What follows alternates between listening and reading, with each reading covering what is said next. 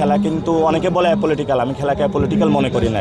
আমাদের অন্য খেলাতেও নজর দিতে হবে, সব টাকা শুধু ক্রিকেটে ইনভেস্ট করলে হবে না। তো ইনশাল্লাহ আমরা আসলে ডাইভার্সিফিকেশন ইনভেস্টমেন্ট করব খেলাতে। মূল একটা কারণ হচ্ছে ক্রিকেট, যেটা বিশ্বকাপটা আজকে শুরু হয়েছে, যেখানে বাংলাদেশের খেলা কথা ছিল। আজকে বাংলাদেশ যে জার্সিটা পরে খেলার কথা, ওই জার্সিটাও আজকে রিলিজ দেওয়া হয়েছিল, লিক হয়ে গেছে, বাংলাদেশ খেলতে পারলো না।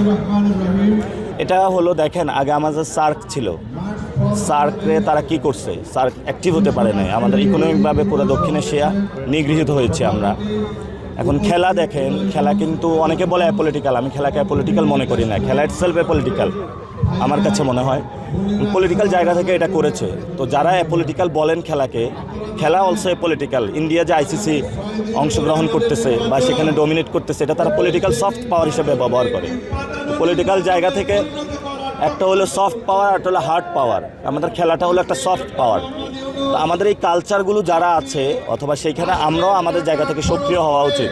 আমাদের দেশে অনেক খেলা আছে। আমাদের জাতীয় খেলা কি? হাডুডু। আমাদের হাডুডুকে উঠাইতে হবে। বাস্কেটবল, ভলিবল, অন্য খেলাগুলো আর ফ্লারিশ করতে হবে। শুধু একটা ডোমিনেন্স আমাদের পড়ে থাকলে হবে না, আমাদের অন্য খেলাতেও নজর দিতে হবে। সব টাকা শুধু ক্রিকেটে ইনভেস্ট করলে হবে না। হাডুডু জাতীয় খেলা, মেয়েদের আর্চারি খেলা এবং বক্সিং খেলা, এগুলোতে আমাদের ইনভেস্ট করতে হবে। ডাইভার্সিফিকেশন, ইনশাল্লাহ আমরা আসলে ডাইভার্সিফিকেশন ইনভেস্টমেন্ট করব খেলাতে, যাতে সকল খেলা উঠে আসতে পারে। আর ইন্ডিয়া যেটা করলো, ইন্ডিয়া তো একটা ফ্যাসিস্ট রাষ্ট্র, তাদের ফ্যাসিস্ট কাঠামো। তারা কখনো মুসলমানদেরকেও ভালো রাখতে পারবে না, এমনি সাধারণ মানুষকেও ভালো রাখতে পারবে না, এবং বিশ্বমঞ্চে তারা কোথাও জায়গা পাবে না এই ধরনের অসভ্য চরিত্র নিয়ে। আমরা মনে করি তারা একটা সিভিলাইজড কান্ট্রি হবে। ইন্ডিয়াতে অনেক মানুষ আছেন ভালো, তাদের সাথে আমাদের সাথে সম্প্রীতি রয়েছে, যোগাযোগ রয়েছে। তাদের যে এস্টাবলিশমেন্ট, এটা ঠিক না, এবং এটারই এক্সটেনশন ছিল শেখ হাসিনারটা।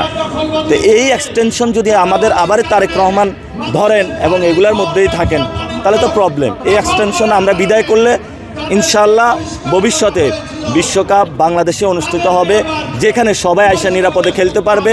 আমরা তখন ইন্ডিয়াকেও খেলতে দিব। আমরা তো ছোট লোক না, আমরা বড় লোক অনেক।